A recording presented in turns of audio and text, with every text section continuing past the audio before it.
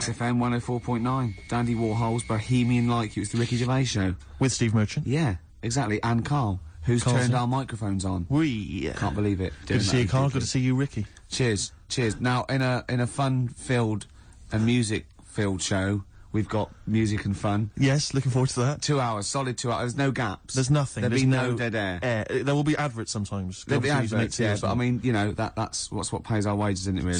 Certainly. And some of the adverts I think are quite amusing. Yes. No, I think like the ones that you're on. Yeah. We've got our hip-hop challenge, we've got Song for the Lovers, Song for the Ladies, we've got a film review. So magnificent. Had any calls about that, Rick? Any maybe Channel 5 or someone onto you? No, they haven't. No, that's strange. That's weird.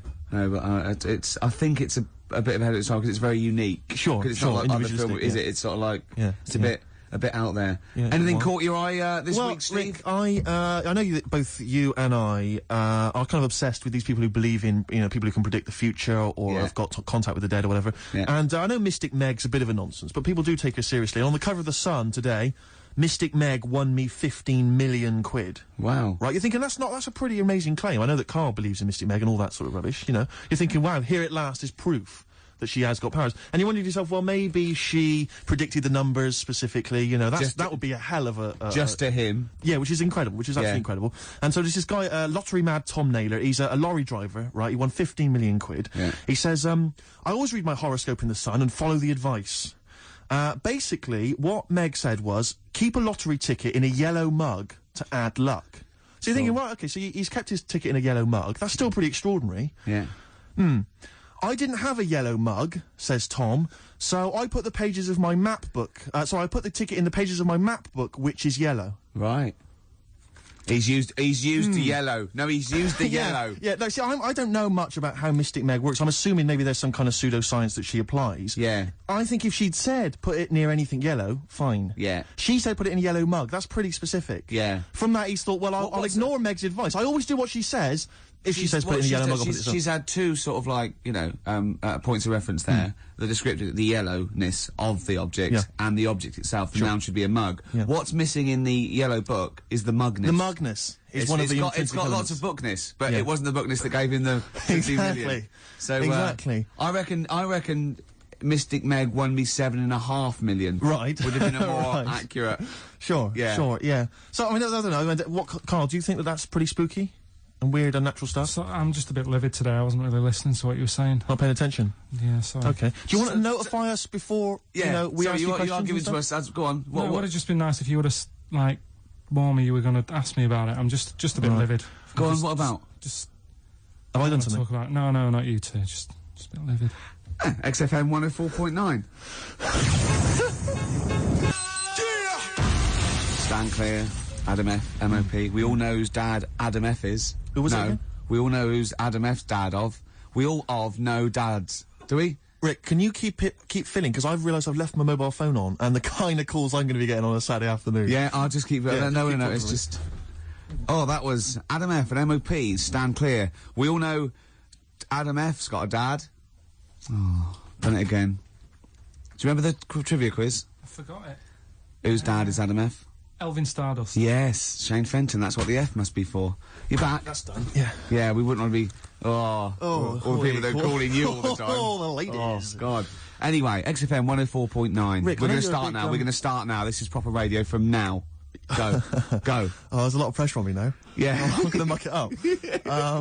Now, Rick, I know you're a big trivia fan. I know you're obsessed with trivia.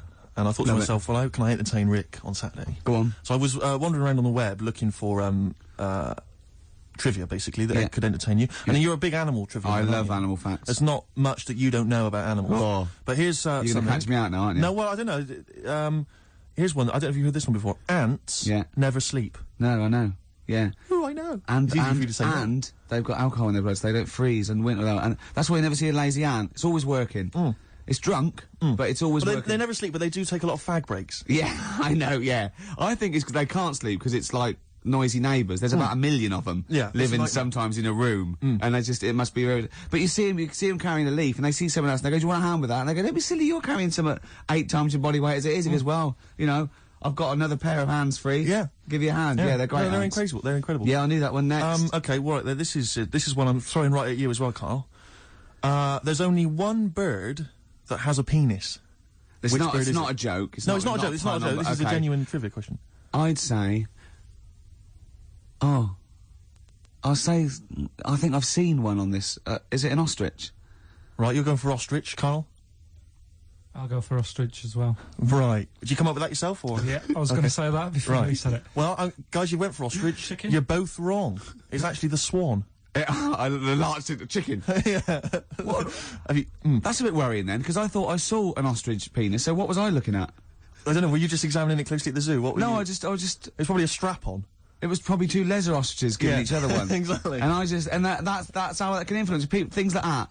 Dirty, filthy leather ostriches can confuse a child if he's at the zoo and he doesn't know. A swan's got... That's really annoying. I'd never give a swan a knob. It's the little puffiest of all birds. It is the puffiest of all birds. Isn't it? Yeah. Oh, I'm protected by the queen. But I need a knob. If I had to give a knob to any bird, Good question. I wish I'd posed that myself. If you could give a knob to any bird, what would it be? Phone in. Vulture. Of course, a vulture. They need a big veiny bang stick. Yeah. What about yourself, Karl? If you could give a knob to any bird, and don't make it rude. Or if I could give a knob to any bird, what bird do you suit up? It's got to be a bird of prey or something like that, hasn't it? Cool. Just a robin, really. That would be amazing. That would be Christmas cards would be like. Yeah, but it's a normal human-sized knob on a robin. That'd be great, wouldn't it? And the other thing annoying about this is ironic, right? Now, the male of all bird species they're called a cock. Yes. Right. But the only bird with a cock, right, is called a cob. Is that what a swan's called? Yeah, they're cob and pen. They're not cock and hen. That's annoying. And he isn't a cock, but he's got a cock. Yeah. Quick query there, Rick. Go on. When you said then cock, presumably you meant male bird the first time you said it. Yeah. The second time you said it, you said cock. Did you mean the penis? Well, you're showing off the whole farce of radio broadcasting. Because you're not really allowed to say cock. No, exactly, no.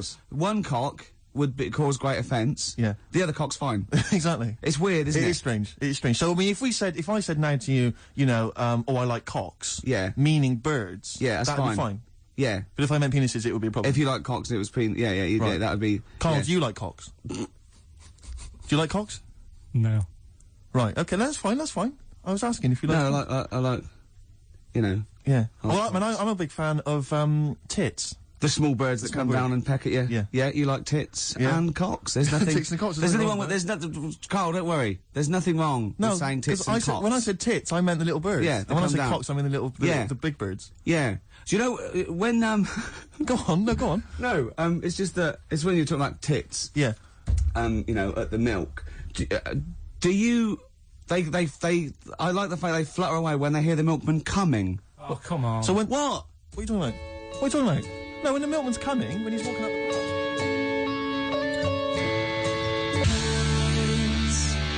path. Ash, and sometimes, lovely song. Got to apologise to our producer there, because he was worried about... There was nothing wrong with it. It's just like saying, you like watching birds in the garden. It's just that I think you're better than that. I know, it's cheap, isn't it, to say, like, I like tits. Yeah, I like cocks. So, we're a bit more literary now. One of my favourite things is Fanny by Gaslight. Really? That's interesting. That's interesting. I'm a big fan of Moby Dick.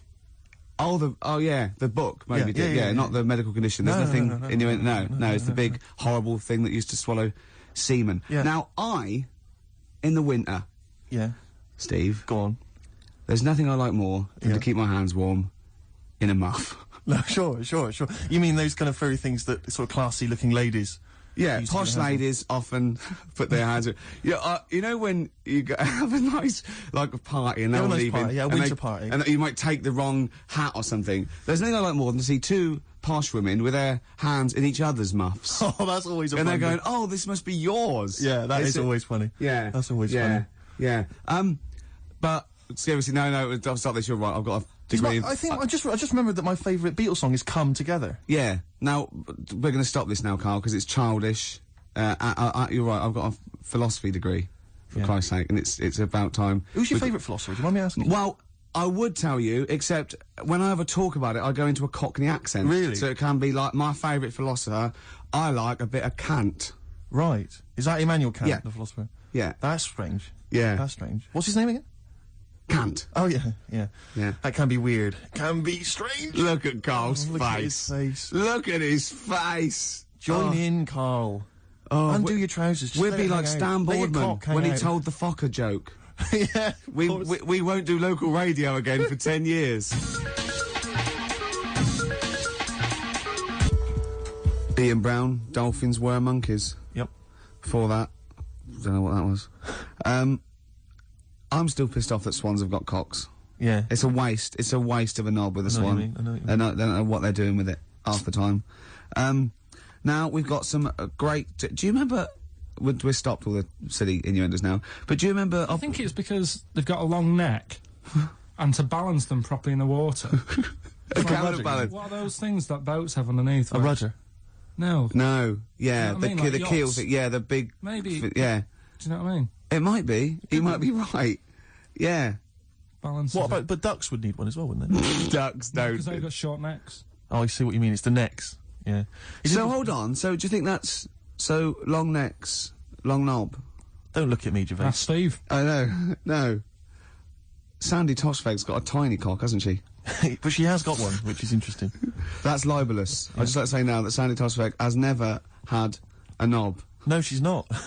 But you're not lying about the neck. No, she's got a little neck. That's fine. That's clear for all to see. I just remember a bloke I saw on Opportunity Knocks once. Opportunity Knocks? Yeah. It was a pianist who wrote, it's true, and his name was Wayne King. Do you like Wayne King? Karl, what's your opinion on Wayne King? I don't know his work. You're not a fan of his work? Okay. No, that's fine. Karl, we asked your opinion, mate, and you've given it, and that's all we can ask for. Oh, no opinion on Wayne King. If you're a fan of Wayne King at home, please get in touch. The email address I had, ricky.gervais@xfm.co.uk. What was the number again? 08700 800 1234. You know, if you like Wayne King, or if, you know... No. Oh, what are you talking about? We're asking someone's music opinion. It's a music station. What? It's going to be like this all day. Let's talk about you and your girlfriends again. I think people enjoy that more. Wow, you are grumpy. Why are you grumpy? You're all grumpy because you've been loaded. Come on, tell us. Come on. I think I've got SAD. What's that mean? That thing when it's Sade. when it's dark outside and you feel depressed. Oh yeah. I think I've got that. But you're from Manchester, aren't you? Isn't it like pitch black there all the time? Isn't it like which country is it? Iceland, where it's like dark all year. The land of the mole people. No, yeah. I was telling Steve before. In fact, I'm not going to bore you with it. Go on. What were we saying about Wayne? Well, you bored me with it earlier. Can't you bore him with it? Yeah, it's only fair. What were we saying about what? Wayne King. Oh, Karl, play a record. Oh, that's disgusting, Karl. You're a pervert.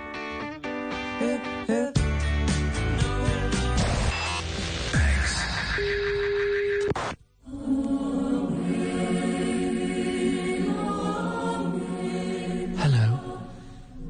This Christmas, help a London breakfast show. For every 100 new listeners this month, we'll save one of Santa's reindeer from having his hooves chopped off and boiled down into glue or, turned into an ashtray or something. Please tune in, save a reindeer, and enjoy a variety of music like R.E.M., U2, Turin Breaks, Roots Maneuver, Andrew W.K. And make sure that tiny orphans get a proper Christmas this year. Or do you think that's all right, you sick pervert?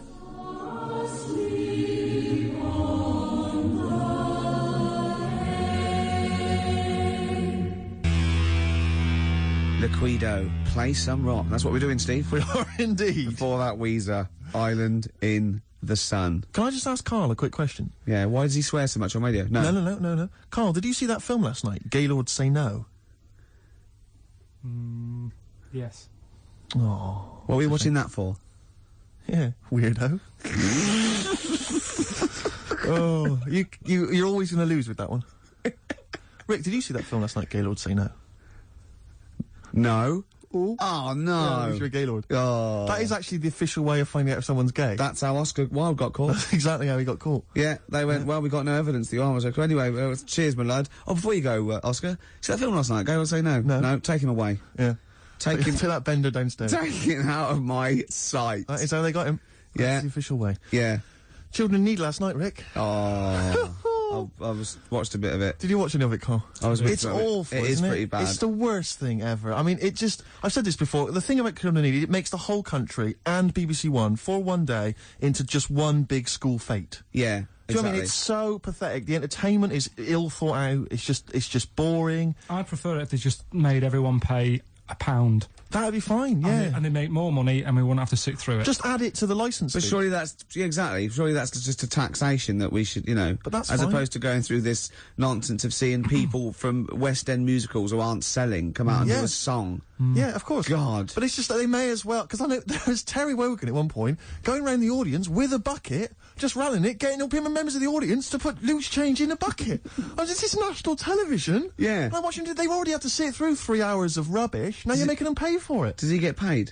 I don't know if he's done it for... I know, there's a lot of people who go on there, though. All the pop acts that go on there, they're all plugging a new single. Of course, but that's... It's like... It's this mask of this charade of charity, but they're all plugging a single. Yeah. It's just pathetic. It's utterly ridiculous. They may as well bring on a big tombola, and guess how many kind of pennies are in the jar. How did Pudsey lose his eye as well? Well, you get another one out if you're not careful. And, I watched it quite late, because we just had it on in the corner, we were sort of chatting and stuff. And, about 1 o'clock in the morning, okay, they'd been promising this for ages. It was a couple of sort of Hollyoaks stars or something, male stars, were going to be part of a male striptease, a full Monty type thing. I turned that off. Yeah. I didn't want to watch that, Steve. Do you know, it's the way he said it'd been promised it for ages. It was like 1 in the morning, almost Carl's like he's been staying up. Yes, What, Carl's you've got to measure you. me, Carl. That's a bit weird, Steve. Yeah. Yeah. Did you see that film last night, Gaylord Say No? No, but the point was, like, the thing about the, are you a Gaylord tied to a tree? Yeah. Yeah. There you are, then. There you are. That's Done another ya. piece of evidence. Really done me. But no, seriously, so they bring on these, this male stripper kind of gang come on, like, firemen or whatever, and they come on, and they're like cut to the audience, and there was one woman just putting her glasses on. Like about a 40-year-old woman. It was 1 in the morning, she'd fallen asleep, and her friend had gone, Agnes, quick, put your glasses on, wake up, they're getting their cocks out. And I mean cocks. Yeah. And they did this striptease, right? They did this striptease, and I have to swear, right? They went right down to their underwear. They had these kind of, and they were just flashing their arses. It was, and I was thinking, this is for kiddies, and it was obscene. It was utterly obscene. I was 1 in the morning. It's not. What are you talking about? It was appalling. It's the charity is. No, but it was offensive. I was offended by it. It was the BBC, it was charity, and there were blokes with their todgers almost out. Yeah, but the fact is, but it's post-Watershed. You can have any event and give it to anything, can't you? No, that's not right. It's for children. Because a lot of children will stay up and watch that. Their parents will go, yeah, it's fine, you can stay up and watch Children in Need. That's for kids. Yeah, but then arses aren't, It was, but it wasn't just arses. They gave the impression they were fully nude. I mean, thankfully they weren't. I made a close inspection, but it was obscene. Yeah, me and Carl are looking at each other. Yeah, you're looking at each other, gazing into each other's eyes. Just for 1 week only, we're back at score. Okay, there's innuendos. We laugh when we say the word bender, cock. Tits meaning birds. Karl and Ricky sitting in a tree. Kissing.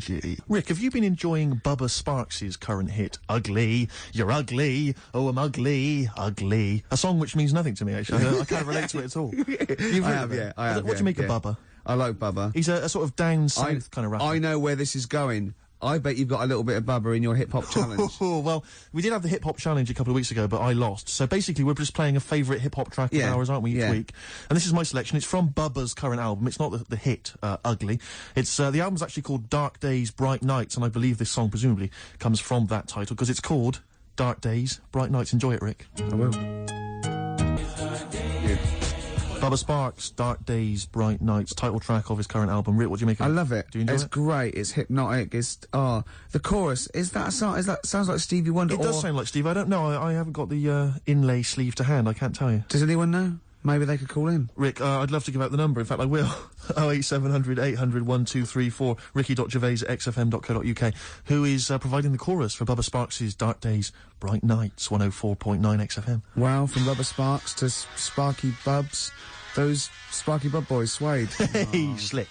Strokes, last night on XFM, 104.9 before that, Swayed. Absolutely. Beautiful ones. Fella just phoned up and said you were talking about waterfowl before.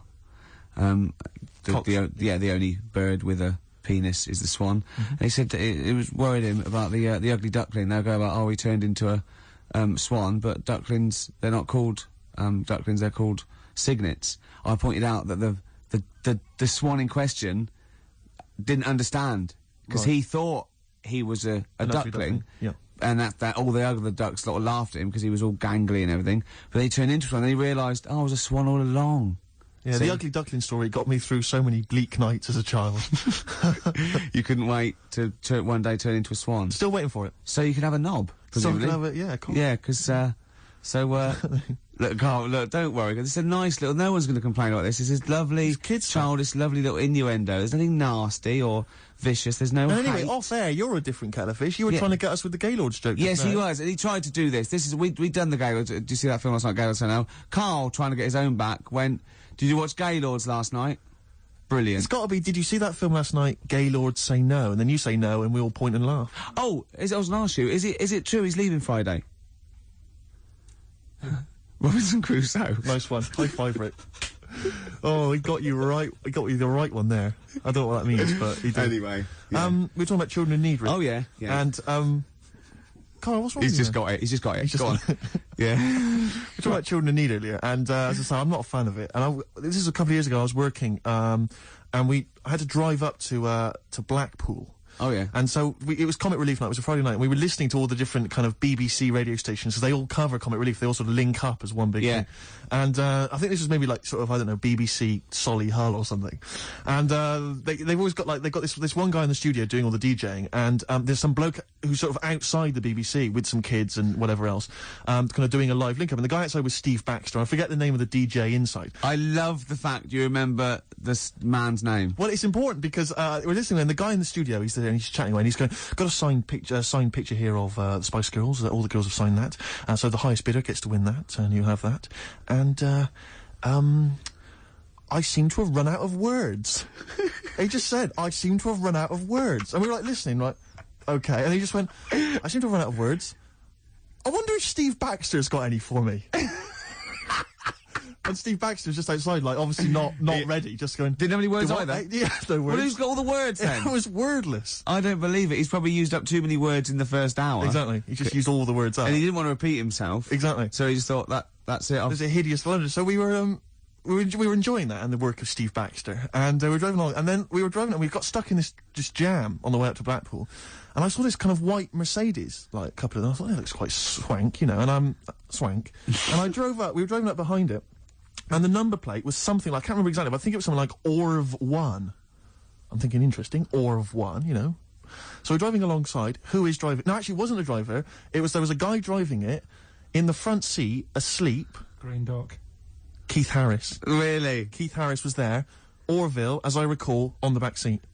Oh, no. I couldn't believe it, yeah. Was asleep, or...? I think he was asleep. Just knackered. I didn't see Cuddles, the crazy monkey. I imagine he would have popped up at some point, just kind of annoying the driver's hair, just going a bit crazy. Yeah, you've got, I think Cuddles has to go in the boot. He's got to go in the boot, because he caused havoc. Yeah, and knowing Cuddles, he'd put his hands over the driver's eyes, exactly, knocking around. Causing all kinds of trouble. But the thing is, he doesn't understand road safety, to be fair. Well, he's a monkey. Yeah, he's a monkey, and he's got a lisp. And not even a real one at that. No. The thing what was about Orville is that argument raged for years between him and Harris, and Orville's right.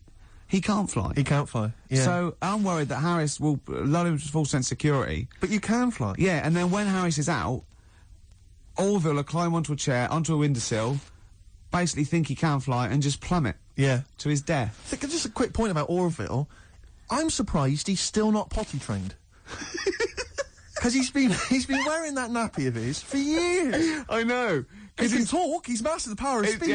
Yeah. Still crapping everywhere, I assume. I assume so. Flying around. Yeah. Mess. And as we definitely know, he's a duck, so he hasn't got a cock. He has not got a penis. Penis, sorry. That was a mistake. There, I did say cock. Did you mean penis, though? Yeah. You shouldn't have said that, Rick. I'm really sorry. You should have pretended you meant bird. Oh, I'm really sorry. Oh, we're going to put your fingers in your mouth like this, Karl. Right? Put it apart like that. Now just say bucket and spade. No, with your fingers in your mouth. Put your fingers like that and just say bucket and spade. Bucket and spade. No, don't do that. Keep your fingers in your mouth when you say it. Bucket. Oh, Karl, play a record. Outrageous, Karl. Smashing Pumpkins, Untitled on XFM 104.9. I just got to tell you something, Steve. Remember, at my birthday party, my girlfriend had bought me one of those arcade games. She put money in a pub. Oh, it's a quiz machine, though, isn't it? Quiz machine, yeah, touch screen. And we're all playing, but Steve, with his general film knowledge, people were getting like 100,000 points and getting through, right? Steve got something like 8 million. Right, listen, I got the top score on a movie trivia quiz game, right? Who's the geek now? Yeah. All right, Karl? Hello.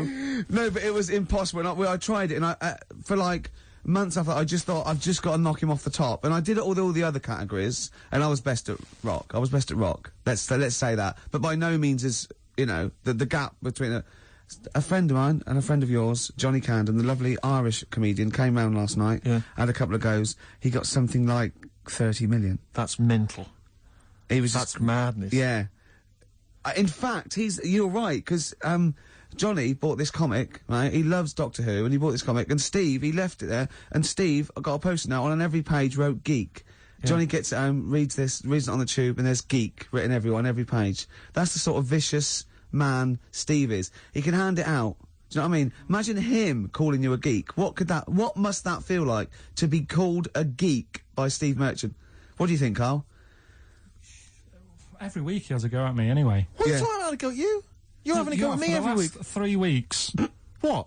You've been having a go at me. I have not had a go. You've always had a go at me. You've always said to me, what do I look like? And what do you expect me to do, lie? Oh, he's done you again, Steve! No, I'm not getting into this. He's done you again. A young lad called up before and said, oh, have a go at Steve again, these looks. And it's not like a game. I'm not like coming in here every week and wanting to make you look, you know, come across as an ugly bloke. I don't need to do that. He's done you up. I can't. He's done you up. Is this because of the Gaylord stuff? No, it's that you're having a go at me again? Oh. It's just that you had a go at me before. I didn't have a go at you at all. I was talking to Ricky. I haven't had a word. I haven't spoken a word to you. Your eyes. Is this why you're in an ugly mood? A bad mood? A generally grim mood? Is it because like you just think I'm going to have a go at you? I don't know what it is. When I get here, you're all right, and as soon as you come in here, you change. I haven't done anything. What are you talking about? You're paranoid. I haven't said anything, mate. I've drawn a little picture of you here, but I'll tell you what we need now is a song for the lovers. I want to tell you now. Please. This has been one of my favourite songs for about 20 years. It's by David Bowie. Now, David Bowie's had his phases, and I liked his glam stuff, and Tin Machine went off. You know, he's always sort of there on and off, right? But this song is off Space Oddity, and it's called Letter to Hermione, and I don't know why he stopped writing songs like this, because this is probably one of the most beautiful songs ever recorded, and I know Steve agrees with me on this. I do indeed. Rick, can I just kiss and make up with Karl? No, that is... No, let me just kiss my kiss. Yeah, but it doesn't next week it'll be the same again. It doesn't mean anything. It's like saying sorry. Oh, on the lips. Go on, he's... Karl! Get off I've never... Karl has gone a absolute shade of purple, straining not to have Merchant's... There's no point, Steve. No. There's no point. No, just shake and make up. Shake what, Rick? There you go. All friends, sit down. That's lovely. That's a lovely moment. It's XFM 104.9, and this is Letter to Hermione by David Bowie. It's beautiful. Clearly a great, rock musician, great fun records, I saw him at Glastonbury, absolutely fantastic entertainer, but his songs have never gripped me, they never got me at heart, Except that one. That's the first one I've ever heard of his, which really got me in the gut. Yeah. Amazing lyrics. Yeah. Brilliant. Yeah. Karl, what were your thoughts? It's alright. Yeah, you're a poet, Karl. Play something else, then. Blur. Coffee and TV. Good to hear that one again. Yes, good. For that, Radiohead, True Love Waits. Wow. Steve, it's time for my world-famous film review. People love it. Yeah. Yeah. Yeah. How, can I just ask, before you crack on with the film review, I notice you often do films that people have already seen. Well, you see, that's what I mean. That's why I think your film review failed, because people didn't know what film you were talking about. They hadn't seen it. Yes. See, there was mine. I picked ones they've seen. Sure. Because a lot of people would say that the benefit of a film review was the fact that they hadn't seen it yet, so they were going to make up their minds based on that. I don't know who'd say that. I prefer Ricky's. Okay. See? All right, Karl. See, there you are again, being nasty to me. No, he's got a choice. All right. Anyway, so my point is that how would you hope people would use your reviews? Right? However they want. Okay. Really. Okay. So, would you hope that they'd maybe seen the film but they hadn't yet made up their mind? Whether they liked it or not. Well, this is up to them. This is for everyone. It's easy. So if someone said, because I think, you did, one of your most famous ones, I think, was, One for the Cuckoo's Nest. Yeah. Now that came out, I think, in 1975. Yeah. So maybe some people saw it in 1975, haven't yet made up their mind as to what they thought of it. Yeah, now this put them straight and what to look for next time, maybe. Okay. Now, ready? Ricky Gervais film review. Sure. Review. right? Chosen Rain Man. Rain Man, okay. Now, this has been on TV quite a few times, and it was a multiple Oscar winner. Exactly. Okay. So, okay, right. Rain Man, it's got Tom Cruise in it, and he's alright, he's normal, but he finds out he's got a brother who's a bit mad. Dustin Hoffman is doing it, right? And it's meant to be. He's all weird, but he's meant to be, so it's good acting. Now, oh God, he needs to keep his brother, but they don't want him to have a brother, and he doesn't remember a lot, but he dropped him in the bath and burnt him when he was little, clumsy idiot.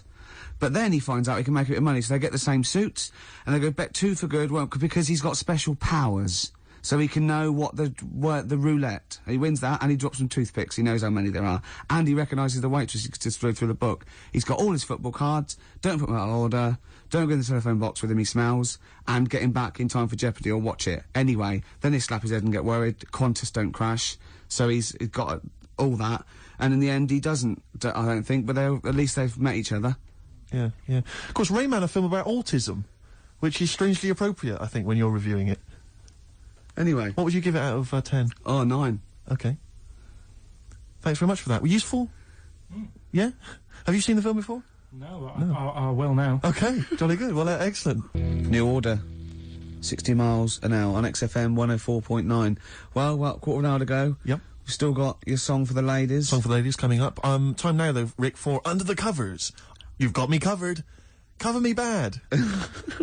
Which is when we play a cover version of a well-known hit. Just see the sort of effort that goes into the show. It's a lot of work. We've learned something. We've learned the only bird with a penis is the swan. Swan. We've had an interesting anecdote where he saw Orville. I saw Orville. Yeah. Keith Harrison Orville. We've had a film review, Rain Man. Informative. An award-winning film I reviewed today. Yes. So that was an Oscar winner, Karl. Ants. There's been things about ants. Ants never sleep. Yeah. If you missed the beginning, you won't know that fact. We've had various songs. Music. And that. Beautiful. So, carry on, Steve. Cover Me Up. The White Stripes, everyone's raving about them, Rick. Sure. They are an exciting band, and this is their cover of the Dolly Parton classic, Jolene. Love it already. What did you make of it, Rick? I loved it. Good. I want to ask Karl a question, though, because Karl sometimes in awe of this newfangled world that we live in. What do you think of the scenario? What do you think is going on there? Because it's a bloke singing to a woman, begging her not to take his man. What do you think's going on there? Say again. Well, that's a bloke there singing. Yeah, to his wife Jolene. Right. Were you listening to the lyrics, or? You see, I got mixed up anyway. I thought it was about that one about the person who chucks himself off a bridge. So I was thinking more about that than listening to that one. So right, listen. Well, go on it. Right. Jolene, I'm begging of you, please don't take my man. You flaming locks of auburn hair, even though you can, don't. He's all I've got. You're a beautiful woman. Don't take my man, because I can't compete with you, right? Yeah. What do you think's going on there, though? Because, you know, it's Dolly Parton singing it, we know what's going on. They're fighting over the same man, aren't we? Yeah. What do you think's going on when a bloke's singing it to Jolene? What do you think of the scenario there? That's one of them names, isn't it? That could be a bloke's name. It's like Leslie. Oh, Christ. Okay, sorry, it was a... I wish you'd not asked him that question. It's so exhausting. I love him. I love Karl. Do ants sleep, Karl? Which bird's got a cock? Swan. Swan. Okay, nice one. Listen, I want to play that song for various people who've emailed and phoned in saying they want requests. We don't really play requests on the show, but we'd like to mention them anyway. Matt Barr, Magic Thighs. That's not Matt Barr's Magic Thighs, no. That's Matt Barr and Magic Thighs. Yeah. Kieran in Dublin, Stuart in Hackney, Lisa and Alison in Crouch End, and Glenn in Crystal Palace, who was phoning up with a nice message earlier. All of you, thanks for listening, and thanks for enjoying it. Sorry we didn't play your requests, but tune in next time. It'll be fun. Anyway, I just thought I wanted to say, really. Here's tragic. What's tragic? What did you want me to say about that song? Just your opinion. Your own opinion was fine. It's in fact, your own opinion is better than anything I could really hope for. Without doubt. Whenever I ask you a question... You constantly surprise us. Yeah. It's wonderful. So only ever... Carry on telling the truth. Carry on saying exactly what's on your mind. And I think this could become a great... You're like a man who was frozen in Victorian era and has been reawoken and he's kind of discovering the world. Some things make sense, other things don't. It's beautiful. It's as really opposed to one that was made in a castle in Victorian times like Steve. Oh, that's just... Oh, I've joined in with Karl. I can't believe it. I'm sorry. On my side. Yeah, no, it was irresistible though, wasn't it? I'm really sorry. Should we play a record? Right, I'm afraid that is about it from us. Absolutely. I always leave the ladies with the song, Rick, as you know. And the song for the ladies this week, again, it comes from the free giveaway CD that comes with this excellent little magazine called Comes With a Smile. And there's always something interesting. How are you spelling that? I've played the Mull Historical Society before. This is a track. It says it's just a demo, which is, I don't know why. If they've been picked up, it's outrageous. They're called Sloan, and this is called Pretty Together. See you next time. Goodbye.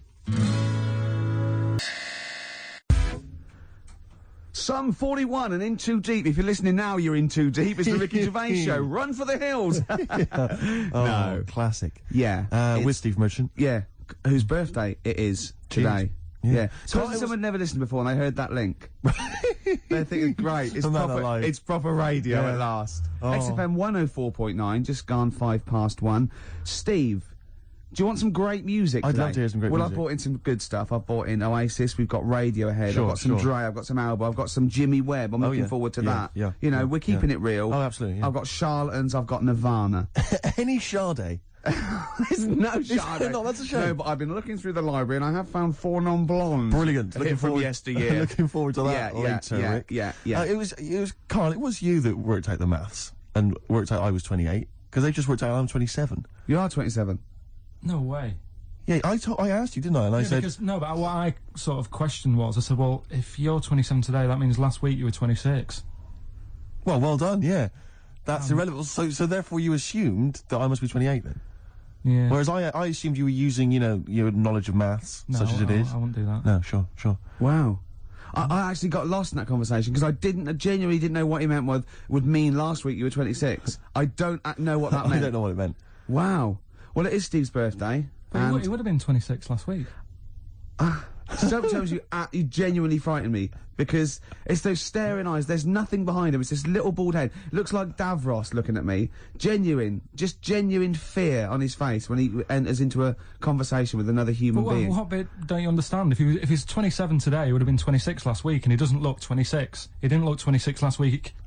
He looks older than 28 today. You've started on his birthday. You're still having a go at him. Karl, I don't look like the kind of hot stud that I actually am, but face facts, that's the truth, mate. Yeah, live with it. Get with the programme, jeez. Well, let's have a little bit of cake. Okay, oh, that's appropriate. See what birthday. But you mean the band, don't you? Not the cake. You haven't actually bought a cake, have you? Got anything at all? Cake, short skirt, long jacket, sort of fashion, sort of. Sure. Single. Yes. Yes. Yeah. Oh, I just remembered something. Right? Think that like short skirt, long jacket. Once I was watching daytime TV. I was unemployed. It was the early days of it was about mid-80s, and who was hosting? It was sort of like one of those Eamon Holmes and someone, or like Richard Jupiter, but not as good, not as. And the link she went, well, after the break, Leo Sayers popping in, tell us about clothes for the shorter man.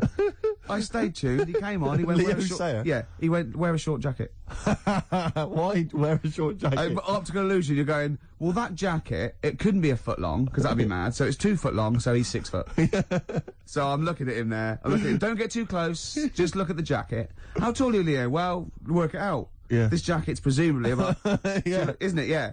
Yeah, of course it is. Yeah. Yeah. But Leo, you're famously quite a short man. In fact, I saw you on TV talking about clothes for the shorter man. No, but look at the jacket from there. Yeah, you must be about 6 foot. So you had to walk round looking like a bullfighter, just for this illusion at like 50 paces. What's the other thing about stripes? Is it... Yeah. Horizontal stripes widen you. Make you look fatter? Yeah, right. Yeah. So good advice, good fashion advice for anyone listening. On XFM 104.9. Leo Sayer there offering some topic. We should get Leo in, maybe offer some new stuff. For your birthday, a little special Leo Sayer visit for your birthday. Got any presents yet? I've received nothing yet. But then my parents haven't come up, and they're the ones that normally bring gifts. Oh, yeah. They are coming up later, and I always look forward to my father's gifts. Yeah. Because they are remarkable. I don't know what he's thinking sometimes. I don't understand the logic. I mean, if I explain some of the gifts he's bought in the past, maybe you could figure out. I once opened, I think I was about 14. Right. And, I liked all the stuff that you like at 14, the ladies, obviously, pop music. Yeah, sure. Fashion. Yeah. And that's why he bought me, on audio cassette, the collected wartime speeches of Sir Winston Churchill. It's a good gift. Did you listen to him? Well, I'm not sure when you'd ever be in the mood to listen to that, to be honest. We'll Fight on the Beaches, yeah. You know, all that. All the classics, all the classic hits. I don't know when you listen. I think unless you're under attack, I don't think you'd ever listen to that. Did you not even listen to it? I kind of stuck. But when are you gonna be in the mood to put that on? No, but just because it was a GIF. But I always remember being once. This was. But what if he tested you? Go, do you like track 4? Yeah. Oh, some chicken, some neck. Oh, I love that, Dad. Yeah, yeah. But I think they're doing a remix. But he said to me once. He said to me, "Never forget, son." He didn't. Yeah, and I went, I don't remember, Dad. It was mad, and it was like, because he was quite into sort of, but he was into like the military and all that kind of, and war history and stuff. So are you allowed to tell an anecdote about your dad on radio? Can I just give you a clue, just in case?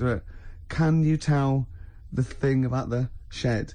No. Okay. No. No. Okay. Too complicated. Too long. Okay. All right. Okay. But I remember this is true. I remember I had it on once because I just stuck it on because I thought I ought to. And my dad came in. He was pleased to see I was listening to it. And he was like, we just sort of stood there listening. And I was with my sister coming in with one of her quite attractive friends, teenage friends as well. Like, and I'm a teenager as well. And it's like, and just this woman walking by. You know, she goes to the same school or whatever. You know, quite fit. And I'm just stood there with my father, listening to "We'll Fight Them on the Beaches," "Never in the Field of Human Conflict" of so many, and just remember looking at her as she passes. Just you've learned it. It's rubbed off. Oh yeah. You know, Oh, Rick, if you're ever in a war situation and you need some morale, come to me. Yeah, you'll just. That's what you're right. Quote me out. What about a little bit of White Stripes? I've got some more gifts that I can tell you about afterwards. Well, I'm looking forward to it. Look forward to it.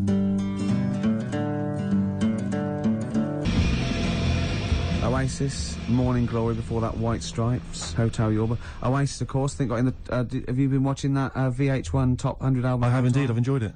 Yeah, number 1, do you remember what number 1 was? Joshua Tree, U2. Yeah, now, good album. It's not the greatest album ever, is it? Of all time. I mean, I know it's an arbitrary list, but even so. Yeah, you sort of feel comfortable with it being the Beatles or exactly. You kind of or even Pet Sounds. Exactly, and then maybe I don't think maybe it's a generation shift. There's enough people now. But it was sort of, what I found odd in the list was it started off with, I think it was like the Doors. I remember there was Velvet Underground and stuff. You know, these kind of respected album classics, and then there was things like Stars, Simply Red. I mean, it was a big seller and it's well produced, whatever, but an odd choice for the greatest albums ever. And then I remember there was things like that Texas album. Yeah. Is it White on Blonde or whatever it was? And I just think, again, is it just based on albums that have sold well, via the Britannia Music Club? But that's always the thing, isn't it? It's like any poll. Like I remember, I think it was last year, the greatest lyrics of all time. One was Imagined by John Lennon, which is if anything, it's a solid classic. And there was like maybe a Dylan or another Beatles one, and in the top 5 was Robbie Williams songs. Robbie Williams songs? Yeah. One of the worst lyricists ever. Well, just not the worst, just a collection of words. Yeah, just, annoying, yeah. I think, and it was that thing, a man, 1,000 fags, like my dad, and there's gonna take you to the bridge. Postmodern sort of. Yeah, but that's a reflection of the sheer weight at the moment, isn't it? So it's always gonna be 4 of all time, and then the biggest thing that year. I suppose so. But that's why Coldplay and Travis are getting, and they're good. But I mean, I don't think they'll be at the same position next year. No, I think you know what I mean. Yeah, it's just But it's just, I get frustrated with those lists because they just always seem so arbitrary. I think we've forgotten we're on the radio, because that was a pretty boring link, wasn't it? Because we're just talking like we're alone. A lot of people probably haven't even seen the VH1 show. Yeah. Not interested in the late Are we losing it? Are we, you know what I mean? Listen, I'll be honest with you, Rick. It's my birthday today. Last night I went out. I got a little bit wasted. Yeah. So I'm hungover this morning. I didn't get to bed before 11. Right, so it's like too much. No, I was pretty wild last night. In actual fact, and I have to say, I went to God knows how many units I had. I went to the Monarch in Camden. Monarch, yeah. There was some kind of groovy night on. I went to the door. I got a load of mates with me. I said, any discount for XFM DJs? You didn't really? Yeah, I did. I was a bit drunk. He went, who are you? I went, Steve Merchant, Ricky Gervais. He went, Steve Merchant, brilliant. You can come in for free. No, he didn't. Yes, he did. I swear to God. He said, yes, you did. He said, and I said, what about mates? He went, it's £5. They can have a £1 off.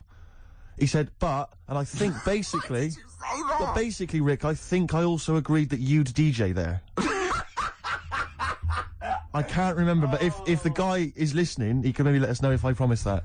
I might have signed something, I can't remember. Oh, God. Oh, but anyway, it was a good night. It's like one of those 50s sitcoms when, you sold my soul to an angel. Exactly. Oh, how am I going to get out of this? Yeah, exactly. Oh, no. So, anyway, if you go down to the Monarch maybe next week, Ricky Gervais playing. That'll be fun. Well, that was Elbow and Red off Asleep in the Back. I love that. Great song. Got sort of early Peter Gabriel, and that's wonderful. Well, we were talking about, like, your birthday and everything, and presents, and then I found out I'd been signed up to DJ at a club in Camden. Looking forward to that. To get you in to I got in for free, my friends got in at £1 off. I was just when the record was playing there, I said, why did you do that? Why did you try and get in free? Right? He goes, impressing my mates. Now, how impressive is it that Steve Merchant can get you in a place for £1 off? Oh. Yeah, you what would save money? Go with Steve. If they recognise him or have heard the show, you get £1 off. That is great. I have a quality discount. I don't know what you like more though, because I know you, and I think it wasn't just the acclaim and the fact it was the £1 off you liked. The money off was exciting to me. That was great. Any discount would have been fine. I imagine you made them all buy you a drink for the several to the value of £1. It ended up costing them a lot more. Yeah, exactly. Well, have I ever? This is probably the most embarrassing of those entrance stories. Yeah. I was down in South London once, went down to some party that was taking place in some kind of swanky bar, where there was a doorman on the front and a charge, I think it was something mental, like £10 to go in. It was crazy. It was ludicrous. I don't know what I was doing down there. And I was in the queue. We'll establish what you mean by swanky later, because that could be. And it was a posh place. Was it? And so there's a queue outside, and there was one of these doormen who thought it was like kind of Studio 54. He was like sort of, choosing people who could come in. Yeah, you two come in now. And I've been there for ages, obviously. Oh, I was on my own because I got there late. And clogs. Exactly. I've dressed up for this. And there were these two girls next to me. I'm thinking, if I'm in a queue, I've told you before, if I'm in a queue and if I'm stuck with two girls, I'm thinking, what a great opportunity, use the old merchant charm. Yeah. And so I'm there, and I'm sort of thinking, I kind of sort of give them a nod or whatever, a wink. Yeah. They're loving it. Yeah. They move to the back. They're putty in my hands, really, because you can imagine. Yeah. And I thought, well, to really seal this off, I'll get us in. Like, I'll sort of skip the queue. So the guy sort of coming along, he's picking people off, the doorman, and I just grabbed him. like that. And I said it so everyone could hear. Right? And I thought this was brilliant. I said to him, how much is it? He went, £10. I went, I'll give you 7. That was my bribe. I'll give you 7. That's the whole £3. No, that can't be right. No. He must have said a £5, and I said, I'll give you 7. Yeah. That makes more sense, doesn't it? That's giving him a £2 incentive. A £2 incentive. I'll give you 7, you can make up the 10. Exactly. You can, if you let me in, you can put in 3 yourself, mate. That never works, does it? He said to me, I can't be bothered, I'm just gonna have a kip, I think. I'm so tired. Was it percentages that put you off? That frazzled me initially. I mean, it's a funny anecdote when you're giving him £2. Yeah. It's even funnier when you're getting him when to he's put up paying stuff. me as well. Oh, I love it. Right, we're gonna play a record. Then we're really gonna concentrate. XFM 104.9, Ricky Gervais show. Steve Merchant's also involved. Oh, can I go to bed now? Oh no. Hello, this is Tony Blackburn.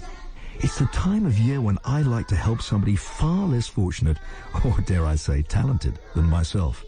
I'm talking, of course, about Christian O'Connell's Breakfast Show. You've heard it. It needs all the help it can get, doesn't it? So this Christmas, help a London breakfast show. I won't, because I actually don't give a toss. But you crackheads might. Cypress Hill, Superstar, still to come. We've got such great bands as New Order, Ash, Nirvana, Radiohead. Song for the Lovers at about 2 o'clock is a beautiful song by Jimmy Webb, Lovely, Steve. looking forward to it. Now, it's Steve's birthday. It's XFM 104.9. He's 27. Yes. We're both a little bit hungover. Yes. Now, every link we've started hasn't really sort of... It's not really come to fruition, if I'm being honest. Nothing's happened. I mean, sometimes they're just all out, there's just blunders in them. Yeah. Or like this one, we've already run aground. Yeah. I think it might be a mixture of us, like we've been on this station for a little while, we're losing the will to live. Bored. But we're going to buck up our ideas. Can I just ask a quick question? I said buck up, by the way, just in case. Can I just ask a quick question though, because listening to want to complain. My birthday today, and therefore last night I went out, and that's my excuse for being a little bit tired and a little bit hungover. Yeah. What's your excuse? Because you didn't come out. No, I know. I mean, you conscious you had the show today. What were you doing? Staying at home just drinking? Yeah. Having a little couple. Me and Jane went what time to did you say go to goodbye bed? to someone about 1. Well, that's stupid. What I'm saying is, no, I mean, it's your name all over the show. You know, I'm a nobody. I got no reputation. Yeah. Although, thankfully. you get a quid off in most clubs in Camden. True enough. I think just drop... If anyone out there, if you're sort of like tall, sort of... I answer your birthday, but I've just got to do a description. This is nothing nasty. It's pretty sure. If you're sort of like a lanky sort of geek, and you know, you can do a Worsley accent, then maybe you can pretend to be Steve Merchant and get in quid off. Is that all right? That's fine, yeah. No, because some people would take that as a personal... That's offensive. Yeah, Sure. yeah. So, we were talking about... Should we play a record? Is that link too long already before we actually got to something? I'm already bored. Carl, we've got to get to something. We've got to do Carl, something. why don't you contribute something? You've been silent. Now, that is scraping the bottom about It like, really is, we're in trouble. Oh, no. Oh, we're failing. Who can we bring on that's surefire... always delivers audio snappy. dynamite. Yeah. Carl. The big guns. Come on, Carl. I was just thinking, there is nobody else who looks like Steve. He's done ya. That's outrageous. Although, to be honest with you, that insult has resurrected things. Yeah. Well done. Play a little tune, and then we've got a little bit of a sniffle as well, I think. Yeah. Cold or something probably coming on. Bit late there, Carl. You should come in a bit earlier there. Suede there. What I like is the complete lack of professionalism on our part. Yeah. It's like we've got a bit of a headache, a little bit tired, just, that's it then. You can't fight that. You can't fight that. I mean, the thing is, as you well know, Rick, there are certain DJs on this station, you know, drunkards, there's at least 2 I know of who are smackheads. Yeah. And, you know, they still manage, they still manage to do a good job. Even the ones that aren't, that try their best, are rubbish. That's true enough. I'm not saying we're still not the best. Yeah. And it's effortless for us, Rick. I know, you yeah. We're coming up with dynamite stuff here. Yeah, I know. And we're not even, you know, fighting on all cylinders. XFM 104.9, Ricky Gervais with me, Stephen Merchant, a little bit hungover. We all are, but he can't really take it. He's loud. Wait, there is tickets to give away, Rick. I don't know if we should mention that. What? Who is it for? Joe Strummer. Oh yeah. And his band, the Mescaleros, play Brixton Academy. We think this evening. A little bit more information will probably be. So go along, just in case. If you say you're Steve Merchant, pound off. Well, the doors are at 7 o'clock, and it's £17.50. Unless you've won the competition, Rick, that I'm about to set, and won yourself a pair of tickets. There is someone, right, in America celebrating a birthday today, okay? Yeah. More than one. Same day as me. Yeah, no, but there's a specific one I'm thinking of, Go on. right? His name, Rick, is Dwight Schultz. Okay? Yeah. If you know the answer, obviously don't give it away. Yeah. His name's Dwight Schultz. He's an actor. Yeah. He was particularly big in the 80s. Yeah. And he's also celebrating a birthday today. You're going to say what's his name? I'm going to say what character is he best known as? What TV character is he best known as? And you can win yourself some tickets for Joe Strum and the Mescaleros at the Brixton Academy. Dwight Schultz. American actor, TV character of the 80s, very famous. Oh, yeah. See, Christian's giving away a trip to Salem, Massachusetts. That's bizarre, actually, because I was in America recently and I went to Salem, Massachusetts, and that's not a prize. Isn't it? Believe me, we were there, we were sort of obliged to go because we were at someone's birthday. It's rubbish. Really? I mean, that's a really poor trip. That's such a boring He probably can't believe his luck. It's probably the biggest thing Christian's ever had to give away. The great thing about, and you've just dissed it. The great thing about Salem, Massachusetts is that I don't think we're good for this station. I don't think we're selling this station like we should. Well, you know, it's its own fault, you know, it shouldn't have hired us. I blame it, you know. Yeah, and paid us in advance. Yeah. They're lucky we turn up. No, I went to Salem, Massachusetts, and this is the place that's famous from, like, Salem's Lot and the Salem witch hunts, famous famous for all things Salem. Salem. Yeah, anything with Salem in the title, that's what it's famous for. The whole place has gone mad over, like, witches and anything. Basically, it's like, there was the Salem witch hunts in, like, 17 something or other, or 16 something or other. So the whole place now is just full of, like, people dressed as witches. Yeah. And then it's, like, any supernatural stuff. So that I went in, and it was amazing. It's quite like Glastonbury tent. It was, it's like, it's awful. Every single place there, every single shop is kind of horror related. Yeah. And I went to the, Boris Karloff World of Terror. Yeah. Right? It's amazing. You went in there, right? I don't know if Boris, the famous horror actor has actually been involved. But you go in there, you walk in the door, you've got to put these 3D glasses on, right? And it's supposed to be this kind of chilling journey around this kind of, like a sort of a crypt, you know. And you put these glasses on, and I couldn't tell. They were so poor, I couldn't tell what was supposed to be a 3D effect and what was actually three-dimensional. Really? So I couldn't tell if, like, the floor was actually sloped or if it was just appeared to be. Yeah. Whether the wall was actually kind of knobbly or whether it was 3D glasses. It was so much, and it literally took about 45 seconds to get through it. Imagine and you just that. came out blinking into the light again. It was so rubbish. So I want to throw us over to Karl. So there's Steve Merchant with funny glasses on in this place horror, and he's walking round. Do you think he scared people, Karl? I've set this question out, haven't I? I've loaded the question. I know the answer you're fishing for. Karl, do you just want to have a dig at me? Because it's coming up to 2 o'clock, and you've not really put a lot of effort in today, slagging me off. I don't do it on purpose. No, he doesn't do it on purpose. He's just an honest northerner, and he can't lie. He's like George Washington, but without the wooden teeth. Yeah. Salem.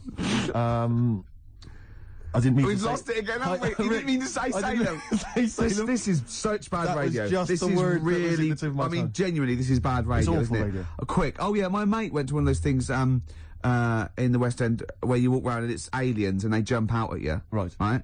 And he was so scared when the alien jumped out, I mean, he ripped a bit of his face off. And the alien's face off? Yeah, it was foam, and the bloke went, "Don't do that, mate." Brilliant. Well, in the Salem one, I was wandering around, and this was one guy that kept jumping out. Yeah. Because there was about 10 of us, I was at the back, I always missed him jumping out. So when I got round, I missed all the frights. It was oh, no. You'd at least, you'd have thought he'd, like, jump out and then double round and jump out again. For people Everyone catch that? No, what really, do you know? All right, okay, move on. Oh, if you want to win those tickets, 08700 800 1234. Dwight Schultz, who is he better known as? Yeah, Basement Jack said, keeping it real. Where's your head at? Where is your head at? Yeah, I know what they're saying. They're saying, where's your head at? Where is your head at? Yeah, XFM 104.9. Ricky Gervais. Now... just one thing I would say, Rick, is that I've spoken to a few people who've listened to the show, and a lot of people, you know, this is the highlight of their week. It really is. No, a lot of bedbound people, and you know, yeah, and we're not putting the effort in, are we? We're providing nothing. We're trying, but it's just not coming out right. It's just the words aren't coming out. When I say them in my mind, they're brilliant. But it's sort of like getting old. You know, your mind. I still want to run upstairs and things, but I just the lift. I'd like to run upstairs. I just can't anymore. And I felt that today. The comedy's in there. The interesting things and it's all in the head, and it has to go via the mouth. Yeah, that's and it's just not working for me. But it is your birthday. You're 27. Happy birthday. Thanks. We're talking about. Can I tell you one of the best presents I ever had? Without doubt, all I ever wanted was a go-kart. This is true. I was like you know, sort of 5, 6, 7, and I eventually for Christmas, I wasn't sort of spoiled in the sense that I got pocket money, but I always got what I wanted at Christmas eventually, because working class mothers they'd get it out the catalogue and pay for it for the rest of the year. So I always got really as many presents as anyone else, and I got this go-kart. It was a little red go-kart, and it was a pedal one, and I'd run home from school and I'd be in it. And I'd get up and down the garden for hours. I had to come in from a tea, and this was fantastic. And this went on for like weeks and weeks and weeks through the summer. The next summer, it was just it was fantastic go-kart. I'd show off, and then one day I came home and I went. It was always at the back of the shed, sort of up against the shed. And I went in, I couldn't see it, and so I went to the back door. My mum was sort of like washing up with that, and I went, "Where's my go-kart?" I thought it hasn't been nicked. She went, "Your dad swapped it." Your dad swapped it? Yeah. I went, he what? And I was going to be brave, and I went, he what? She went, he swapped it for a wheelbarrow. And I could see she didn't approve of this, and she was thinking, I'm going to tell him, and then I'm going to, have this out. And I went, right. She went, it's your wheelbarrow. And I went to the back of the shed, and there was this wheelbarrow. He swapped it with a bloke called Jimmy Dublin, who he worked with. Jimmy Dublin? Yeah, I don't know. I think he was a respectable member of the community. He was fine. It was his libel. No, I think he was an Irish gentleman, and that's why we called him. That's why I don't know what his real name was. And I think my dad must have been drunk, and he went, I want to get my son a go-kart. And my dad went, my kid's got one. He's probably had it for a year. He's probably bored with it. Yeah. And he said, I'll give you this wheelbarrow. And I went to this wheelbarrow, and it was caked in concrete. I could hardly lift it. I just nicked off a building site, obviously. And I'd be there for hours trying to push this wheelbarrow up and down the garden, right? And it was okay though, because I was going on holiday soon, and 7 years running, went to Bognor Regis, a place called Riverside, because some woman around the way had a caravan that we got free for a week, and it was great. Just wonderful. And I used to go there with my mum and my nan. Oh, party time. Yeah, the age of 7 to sort of go. No, it was good because, you know, when you're a kid and you wake up in a strange place, it sort of seems weird. You wake up at 3 o'clock in the morning hearing your gran pissing in an iron bucket. And, you know, We've all been there. You get disorientated. Anyway, and I went on there, and I met a little friend who was about my age. We were both sort of like, and he'd hired a go-kart. He had this great go-kart, and he came down to my caravan, and I went, I've got a go-kart. And I remember my mum opening the window of the caravan and going, "Don't lie." That's so evil. And I went, I had a go-kart. I had a go-kart. Wow. Yeah. Did you ever talk to your father about the fact you swapped it? No. You never mentioned it to him? No. You still got that wheelbarrow? I think so. I've grown into it. Yeah. Yeah, I can nearly lift it now. Yeah. And now I'm just too old to run up and down the garden with now it. Now you get one of your several gardeners to use it all the time. Wow. Oh, dear. Dre there. Dr. Dre. Of course. Bad intentions. Well, it's, do you want to give the winners of the competition? The winners, yes. Tickets for Joe Strummer and the Mescaleros playing at Brixton Academy this evening. We have some lucky winners. The question I set was, someone else famous is celebrating a birthday today. Yeah. I don't mean someone else famous like I'm famous and someone else who's You famous. could probably get into the Monarch. Well, pound off at least. Yeah. And I said, yeah, which actor, Dwight Schultz... No, I didn't. I said, which character did Dwight Schultz play? Started off well, didn't it? It started off so well. Which character did Dwight Schultz play? What made him famous in the 80s? He's celebrating a birthday today. I don't know how old he is, probably in his 60s. Not in his 60s. The character he played, of course, was Howling Mad Murdoch. Yeah. From the 18... We did accept Murdoch. I was watching an 81 UK Gold the other day, because I always like to have something, you know, so I can talk to Camfield whenever I meet him. Yeah. And the thing about Howling Mad Murdoch is, his madness is one of those convenient kind of madnesses where he's not like kind of depressive, where he's trying to kill himself, or he's just schizophrenic, or he's unreliable. He's just a bit eccentric. Yeah. His madness is largely, I'll do some funny voices. You couldn't have howling slightly off the wall Murdoch, though, could you? It didn't have the edge. But it's rubbish. It's rubbish madness. Or howling wacky Murdoch. Yeah, well, that's what he is. He's wacky. Howling annoying student Murdoch, I think he should have been called. Exactly. Yeah. Anyway, the winners, Karl, I think you took some answers. Tim and Neil. Well done, Tim and Neil. Are they going together, or are they... No, two separate. Lucky people, lucky people. Yeah. I don't think your heart's in it anymore either, Karl. I was alright today, but Steve's really dragged me down. Well, wait a minute, I just need to know why. No, do you know, like, Yeah. people are being miserable around you? Yeah. I was full of beans when I came in. Yep. Yeah, but you got to remember last week, you were really miserable, and that really wound me up. Yeah, because he was having So to it's do moving stuff, around, because, you know, he'd been let down and they were worried about the last next week show. you were in a terrible mood. Yeah. Don't look at me like you were. Songs, I wasn't, like, going off and lying on the settee, looking ill, talking in that voice. Oh, he's done you again. I said just now, being quite friendly. Yeah, Karl, Steve. Karl, have you ever tried to get into the Monarch for free? Because I'll be honest, mate, it's not going to happen for you. Come out with me, mate, you got a quid off. Alright? Oh. When you can get in places in Camden for free. Yeah, I'm alright, yeah.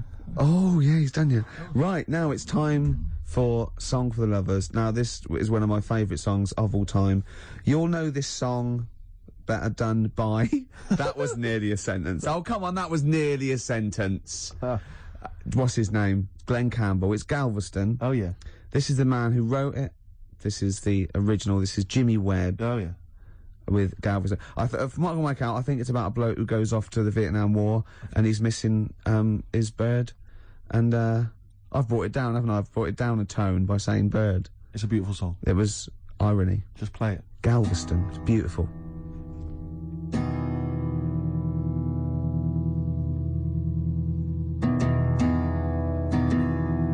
Jimmy Webb with Galveston. Now, I know you enjoy Love the work of the Webb. Webmeister. A lot of people, of course, be familiar with his sons, the Webb brothers. Yeah, very different. Quite cool, though. I went to see him live, and he was just so cool. Just, like, doing his songs and telling a little anecdote. It was just, he's fantastic. That's my song for the lovers. Steve, what have you got for us? No, I was just going to mention a couple of other gifts that my father got. Well, he got me once. I unwrapped once, having professed no interest ever in this particular artist, about as much interest as Winston Churchill. I once received, lucky me, the making of Thriller. It was a video behind the scenes on Thriller. The Michael Jackson I know what film. he thinks though. But he thinks Steve loves to dance. No, he went.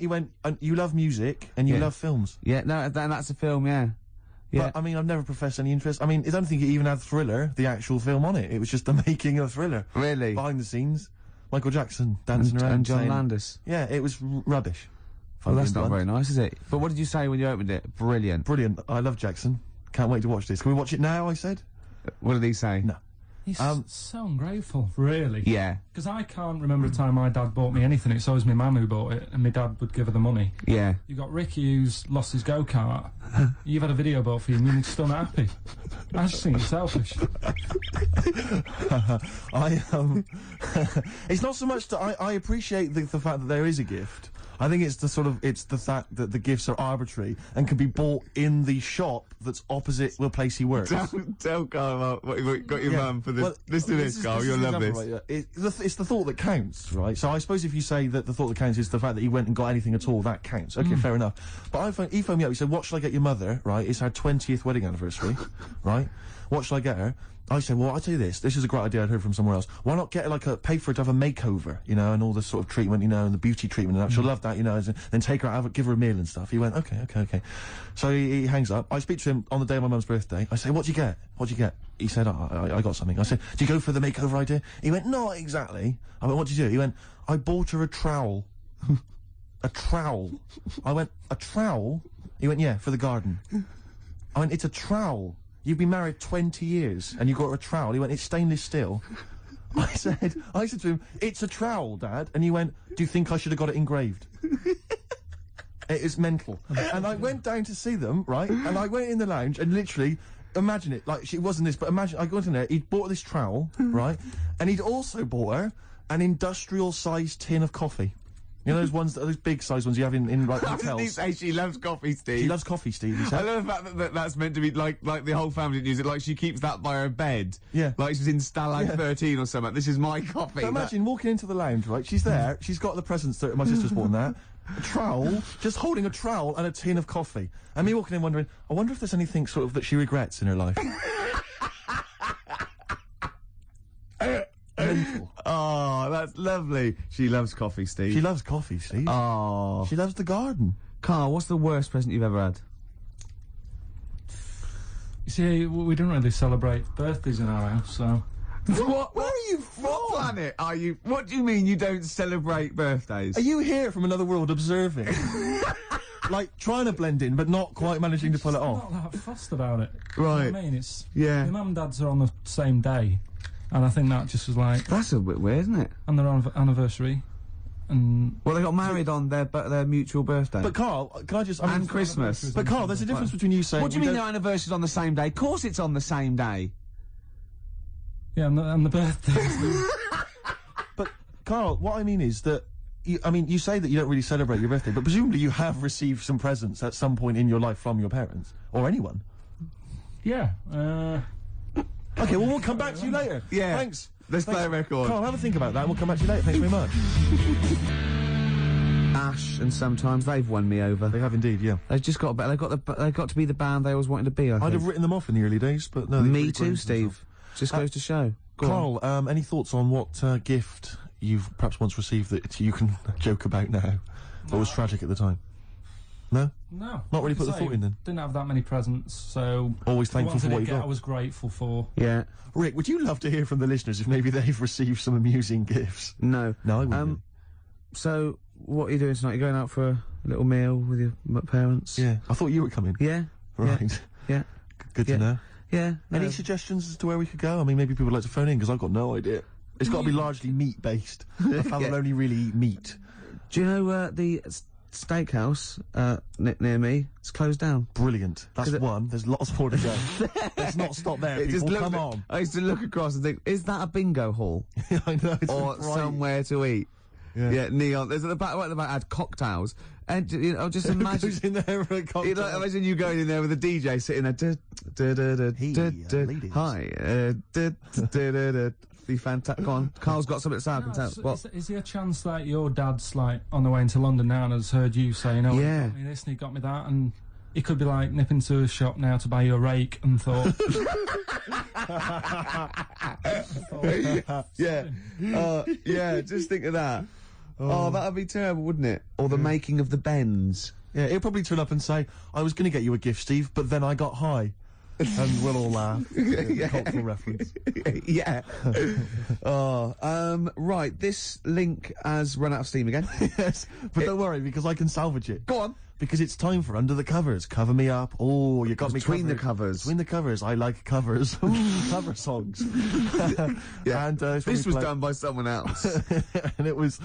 this week I'd like to play... I mean, we're all fans of Destiny's Child, Rick, and we're all fans of the song Say My Name. Yeah. But have any of us heard the Scottish band Spare Snare doing their version of it? I suspect not. Let's hear it now. Spare Snare doing their version of Say My Name by Destiny's Child. Rick, what did you make of it?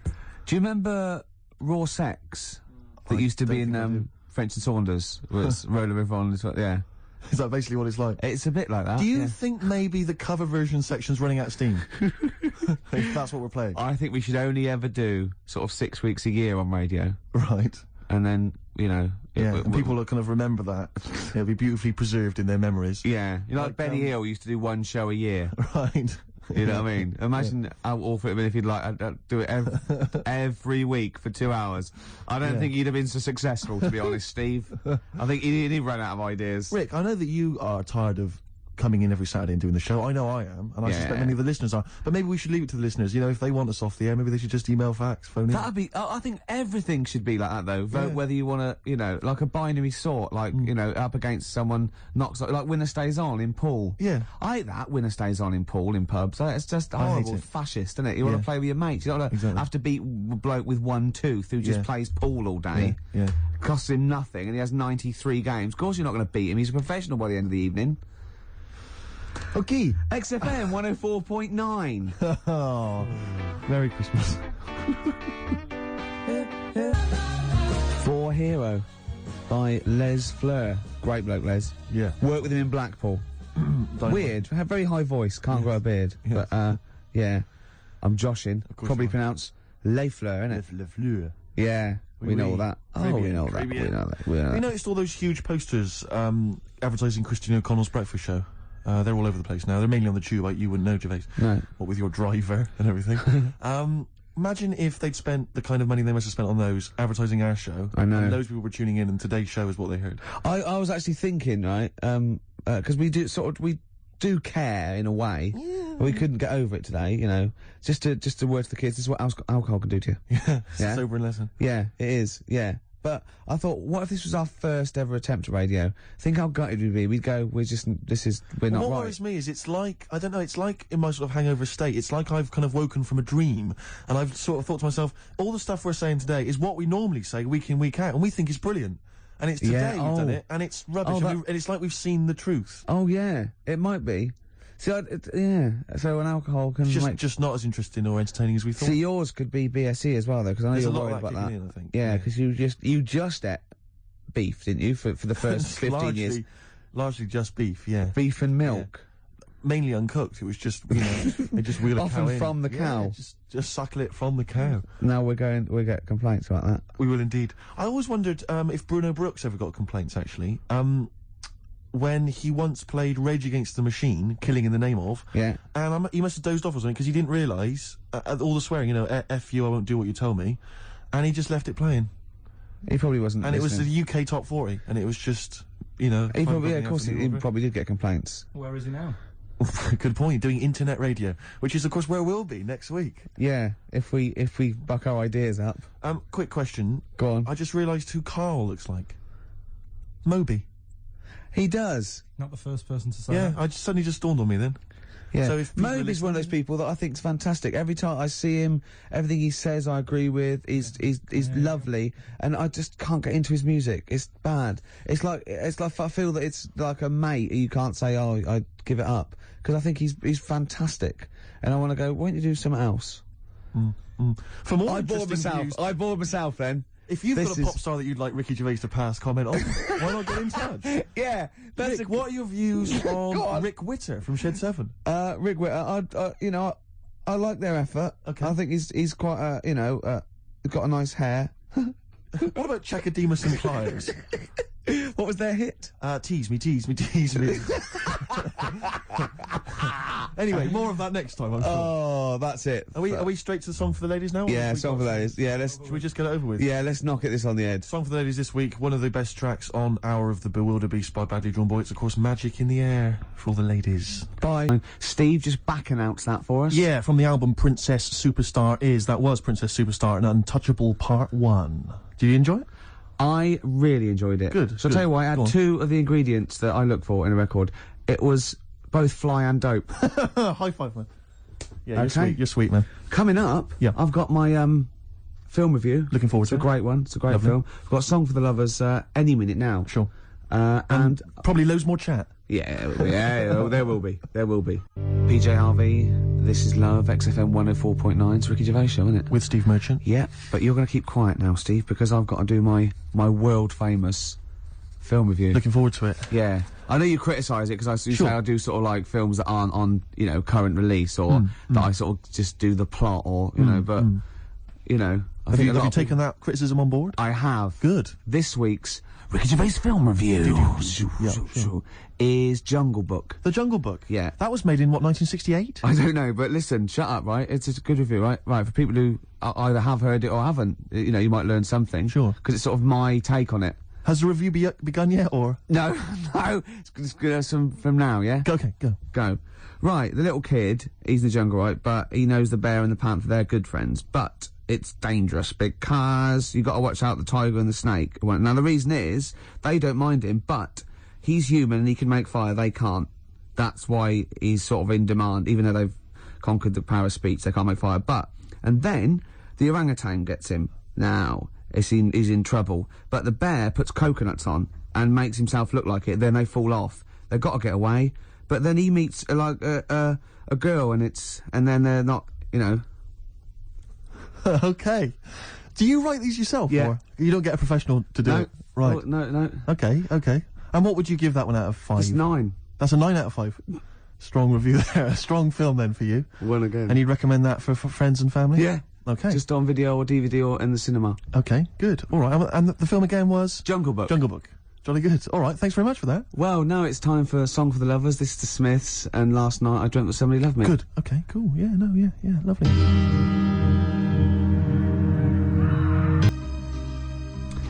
Smiths, lovely song. Last night I dreamt somebody loved me. Beautiful. Song for the Lovers there on XFM 104.9. Can't believe I forgot the elephants. That was a key element of the review. Really? Yeah. Don't let it get you down, Rick. I know how these things depress you if you feel you've not done the film review as best you could. That kind of winds you up. Yeah. You stew about it. Played a beautiful song there. It was a song for the lovers. Yeah. And, I do get depressed when I see people around me who've got, girlfriends. And I think, because I haven't, and I just think, like, what's the rule? When we mentioned last week that fat bloke from Pop Idols. He's got a bird, which annoys me, angers me. And this really depressed me. Walking into Piccadilly Circus Tube a couple of nights ago, homeless guy, wrapped up, unwashed, and northern. And he's being spoken to by some kind of carer, some worker who'd come out to dish out kind of stale sandwiches. And I just overheard as I was passing him going, well, of course, it's very difficult maintaining a long-distance relationship. And I sort of, kind of lingered for a bit. I was thinking, what? And he was going, yeah. And I pieced together that he's got a girlfriend. He's from Leeds. He's got a girlfriend who's also homeless, who's homeless up in Leeds. And occasionally she kind of homelesses her way all the way down to London. I love the fact that he's travelled to be homeless. I know. Pathetic. It angered me that they... Is there a lot of cheap housing in Leeds? Would that ruined it for him? But it just was... I assume maybe she was squatting or something.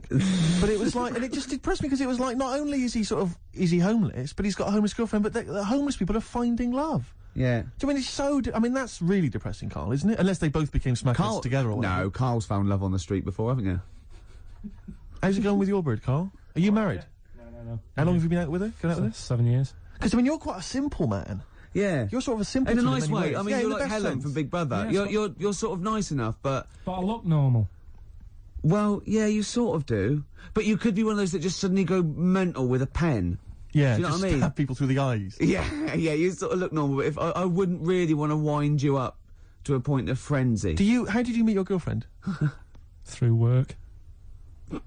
What, through her work? What, you phoned up and said... It works at the same place. Oh, you're right. Yeah. You're quite an enigma, aren't you? Could you give us more on that? At work. You met her at work. What, she came in selling sandwiches? She was going through the bins outside. What do you mean you met her at work? Why are you having an attack on me? You're the one who's sad and lonely. No, he's done you again. Yeah, but what I thought was interesting was I just scratched at him and he just went mental. Yeah, no, it's like a bear caught in a trap. It's funny, isn't it? You'll never learn. Karl. No, I was just interested to find out what the story was, because it might be a really romantic story. Well, it's not. All right, jeez. I love the fact he doesn't want to talk about his love affair. I was thinking about you in the week, and like, does it worry you? I mean, you sort of joke about it now, and we're talking about it in the office, you know, like, oh, is Steve really touchy about the way he looks? And, oh, what's this? Where's that come from? He's done it again. He's done you again. I was walking home the other night, and I was thinking about it. And do you worry that when you're old, you will be on your own? You did start it though, didn't you? Well, Karl, I'm glad you brought this up.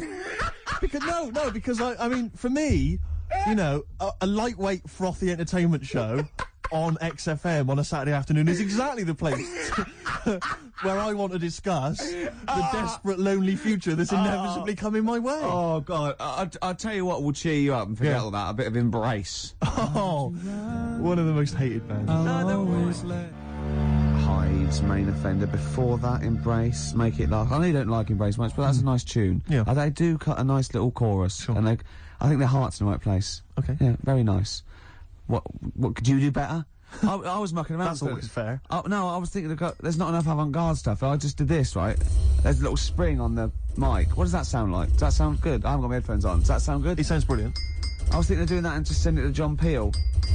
It's good. Maybe put some samples of, like, politicians going, we will not... I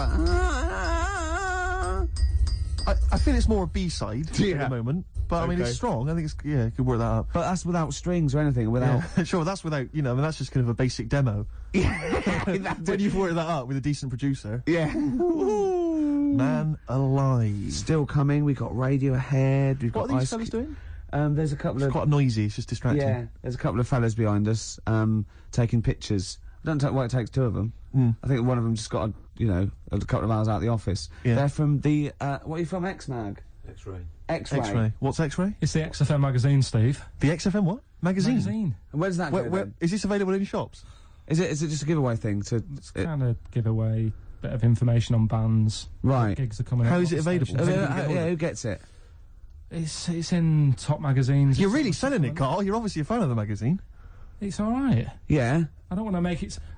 This seems now like you've said, let's pretend we don't know what it is. You sell it on air, make it sound... I don't know what it is. Well, I'll show you later. Okay, cool. And if people want a copy of it, they can go to the website and subscribe and you get it for free. That's all right. Yeah. Cool. And you're going to be in it. And we're going to be in it. Centre pages.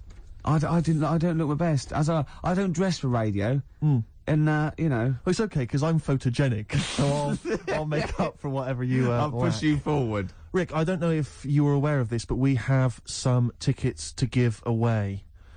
Is your favourite band Marquis Smith's The Fall? It is, yeah. I thought it was. And is your favourite venue the Kentish Town Forum? Oh, I'd see anything there. I'd see The Fall anywhere, and I'd see anything there.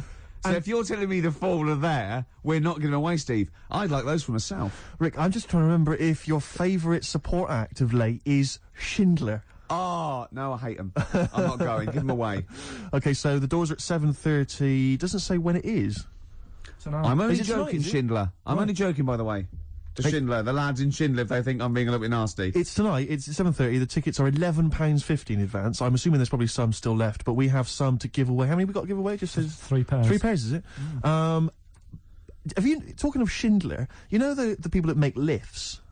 Or I think escalators as well. Oh, yeah. If you notice, like in the bottom of a lift, it always says Schindler. It's always made by some organisation called Schindler. Do you think it's the same Schindler? Like from Schindler's List? So it's Schindler's Lifts. Schindler's Lifts. And it was passed down wrong. No, I didn't make a list. Yeah. No, I made lifts. Yeah, You're joking. Spielberg was going, I've made a whole film about it. It was 3 hours, it was in black and white, for God's sake. Was it, where'd you get the lift? There was no lifts in it. I thought it was a list you made. No, I made lifts. Oh. Anyway, next time we're in the lift, check that out, that is true. Anyway, we've got 3 tickets for the, 3 pairs of tickets for the Fall, who are performing tonight at Kentish Town Forum. If you'd like to win them, here's a question for you. Which Radio 1, rival station, which Radio 1 personality used to be a member of the Fall? If you know, then you can get in touch on 08700 800 1234. Or it's ricky.gervais@xfm.co.uk. Is it Chris Moyles? I don't want to give it away. Is it John Peel? I don't want to give it away. Okay. I don't want to give it away. Okay. But 2 words for you. Emma B. XFM would like to apologise for material broadcast on November the 8th on The Breakfast Show with Christian O'Connell. The show featured the comedian and author Ben Elton. XFM would like to point out that during live interviews, we cannot realistically expect to control the language and content of our guest material. However, Christian would like to offer a full and frank apology for the fact Mr. Elton appeared to have overdosed on the Arcel tablets that morning. Christian would like you to know that the dullard will never be on again. We really are sorry. This is XFM. It is indeed. We're just looking at the Polaroids, the test the photographers do, and I'm not at all happy. No, do you know what I mean? No, it's like I kid myself. I must walk around. It does take mirrors and photographs. And I go, oh no, yeah, I forgot I look like that. Yeah. Do you know what I mean? Sort of like you look at that. Like a tree Look trunk. at me, Rick. There. That's always with me. Oh. There was a bloke downstairs thought I was Johnny Vegas. He was going, I love those adverts with a monkey. I didn't have the nerve to say I'm not him. At one point, he actually said, I like that one when he hits you. And I went, yeah. He went, you do any more adverts? And I went, yeah, I'm doing a couple more. I just thought, God, it's gone too far now. I can't say I'm not Johnny Vegas. Sorry, I'm not really listening, Rick, because I want to say to you, can you get me more square on? Yeah. The square on, I'm not so bad. It's from the side. Yeah, the side looks bad. All right, calm down, Rick. Yeah. Karl, what do you make of that? Pretty face. Yeah, this isn't great radio. No, it's not. I know we never do great radio, yeah. But this really isn't. This is some of the worst we've done. Yeah. We were talking before about Schindler's Lifts. Yes. Like those people just make one thing, and they're famous for that. Now, do you think the Monopoly commissions should investigate Armitage Shanks? Yes. Because I've never seen another sink or toilet made by anyone else. No. When did they take over this? Can you hear that clicking? Yeah, would you just stop just for a second while we're just doing this? Because he can't talk, because he's trying to make himself look so handsome. Well, exactly, I've got to keep striking poses. To sort of look normal. I've just changed my mind. I want to, you remember that George Michael video where he doesn't appear, he just gets supermodels to play him? Yeah. Or kind of replace him. Can we do that, maybe, instead? Just get a leggy blonde in? That'd be fine. In our place, like 5 people. Exactly. Instead of, this is Steve. Exactly. But he looks like 5 women. Yeah, no, that is Steve. And so you were talking about Shanks? Yeah, Shanks, Armitage. They've got it sewn up. They've sewn it. They have, haven't they? Yeah. When did they sort of like get I don't know who the Shanks people are. I don't think they make anything else, though. I've never seen them making anything else other than lavatories and sinks. They seem to have got that. So who went, we're going to make so many urinals that there's going to be too many urinals. No one's going to have a look in. When anyone's out having a slash, they're just going to be thinking, Armitage Shanks. But presumably there's someone called Armitage Shanks who's got his name all over that. You know, whenever you meet him, you're just thinking, I've had a Waz. On Armitage Shanks. On Armitage Shanks. Is Waz a word? We can say Waz, can't we? Yeah, or piss, or slash. Yeah, either of them's fine. Oh. U2, Walk On. See, I like U2 again now. I liked them sort of, in the very early days. And I hated them for about 15 years. And then the last album, this, and Beautiful Day, I think really good. Thanks for that. They've lost all their pomposity, don't you think? I saw one of them saying that he felt this was the best album they've ever made. I tell you what, I'm not going to argue with him, whoever it was, Steve. Could well have been The Edge, not sure. Could have been Larry Mullen. Real name David Evans. Really? Yeah. Interesting. Yeah. Rick, you may recall that some time ago we gave people the opportunity to win some tickets for the Fall performing live at the Kentish Town Forum this evening. Supported by Schindler. I know you're a big fan of them. And we have some winners. I could have made more lifts. The question I set was, which Radio 1 personality used to be a member of the Fall? We did have some wrong answers. Wrong answers included Gary Davis. No, I imagine him in the Fall. Oh, that is brilliant. Noel Edmonds. And, of course, Ed Stewpot Stewart. Oh, what's happened to Noel Edmonds? What's happened to lovely Nolly? Noel's just utterly doomed, isn't he? No one will employ him now, it seems. Well, we don't know that. That's probably libelous. How is that libelous? Well, he might be turning down stuff and therefore might be sort of waiting for a big comeback with Noel's House Party 2002 for all you know. No, you're right, it is libelous. Thanks for pointing that out, Rick. In case there are any lawyers thinking that's not libelous. No, actually, good point. Yeah. So the winners are Minna, who's from Finland, apparently, according to these notes here. Minna why is that funny? Well, how would she have called in from Finland? Well, no, when someone says, where are you from, she might have been here for, like, a year. I go, well, Finland. Well, I've embarrassed myself. Sorry about that, Rick. Thanks for tearing me apart. That was fascinating radio. Vinny's also one. He's from Surrey. Imagine coming from Surrey. And Tom Prince from Camden. What a great name. Tom Prince. They're all the lucky winners. I think we've lost it. No, I was really good. The first few weeks, thought, yeah, and even the first hour. But this last 20 minutes, I feel that I've bored myself. Yeah. What's happened? I think it's because you keep picking me up on every single thing I say. It can't help, surely. And then if it's not you, it's Karl having a go. Yeah, but he's more going for your looks. I'm more working on your personality. Right, sure. But together... So it's my fault now that the show's going No, downhill. but it's like, you know, we're sort of like your mentors. You've got to be harsh. It's like, you're like Eliza Doolittle. And we've got lots of little stylists in, like they do with, like, you know, makeovers and that, all that, faking it. They get in, like, me and Karl. Karl's working on your looks. I'm doing your personality. We're going to get, like, stylists in and, you know, coaches. And then you have to do a date. And the woman has to, and there's 3 other blokes, and she has to work out what the freak amongst them is. And you've got to go, no one voted for you as the freak. Yeah, Rick, I've known you for 3 years. I don't think you count for that job. Groove Armada, Superstyle on XFM 104.9. It's nearly the end of the show, Steve. It is. I'm going to try harder next week. Yeah. I mean, it started off well, and then I didn't get bored. I couldn't concentrate. I know what you mean, I mean, I thought I tried hard early on with the anecdotes that embarrassed me and which Karl just used as well, venom. I had the funny bullshit T-shirt I had. And and the, you know... I had the woman, you know, walking around in my clumpy shoes. I had the washing with me. Oh, they were classic anecdotes, Rick. Oh, I love the first hour. I love the first hour. There should definitely be a sort of show on Saturday evenings on XFM with Kate Thornton Richard Blackwood. Blackwood would be good. Moyles in, going... Just remembering the first hour, they used to... Oh, it'd be great, wouldn't it? That'd be lovely. Oh, it'd be amazing. There's people taking our photographs, which I'm not happy with, I'll be honest. I'm gonna have someone fired. I know you've... I'm only joking. He stopped. I was only joking. Oh, I've offended someone, which I don't like to do. And then all the stuff about, I'm worried lifts, though, I'm worried because I didn't know that the photos were going to be taken, that we won't seem quite as hip and down with the kids as we thought we would, on account of wearing these tuxedos. I'm telling you now, that is ironic. We are down by law. This next track is Ice Cube. It was a good day. It's my selection for the hip-hop track. Yeah. As you know, we want to spread the word of... a lot of people don't seem to realise that hip-hop is music as well, and it's out there, and it should be enjoyed by kids. And it's, at the moment, it's kind of quite an eclectic thing, you know, it's very underground. Yeah. We're trying to bring it into the mainstream. Yeah, and in this, you know, Cube says it was a good day, you know, simple things like he didn't use his AK. That's the sort of world he lives in. That's what he's trying to get across. And it talks to you about your life. Sure. Yeah, respect you, man. Well, there you go. Ice Cube, it was a good day. Great song. Yeah, yeah. Well, you've got a great song coming up as well. I have indeed. It's the song for the ladies, Rick. We'll leave people with that. Have you seen the film Magnolia? I have. It's one of the most underrated movies. It didn't get a single Oscar nomination. It's absolutely fantastic. Breathtaking cinema. Yeah, it's made fantastic. by the guy that made Boogie Nights. Absolutely fantastic. Tom Cruise is in it, loads of people. And the soundtrack is entirely written by Amy Mann. Now, I don't know if she's normally the sort of person they play on XFM, but she's a singer-songwriter of great skill, I think. Yeah. And this is a song that features in one of the most breathtaking moments in the film. It's amazing when they all sing. Yeah, it all brings it together. It is, you know, we won't come across, obviously. No, but it nevertheless is a good song. It's called Wise Up. We'll be playing that in a second. But otherwise, Rick, that's it, isn't it? That is it. What will you be doing tonight, Steve? What are we doing tonight, Rick? Probably gonna be staying in. Yeah, yeah. Oh, yeah. Yeah, what, and doing what? Watching some telly. Oh, yeah. That's not always I know you. Did I see a couple of cans of weak lager in your carrier bag? I did sneak them in, yeah. You're not going to drink them both tonight, are you? What are you, my mother? Okay, chill out, do what you want. Will you be sleeping alone again? If I play my cards right. Will you be having a little tug just to get yourself up to sleep? I'll probably have a couple of tugs. If there's something saucy on Channel 5, I will. XFM 104.9. Here's Wise Up. Amy Mann, enjoy it.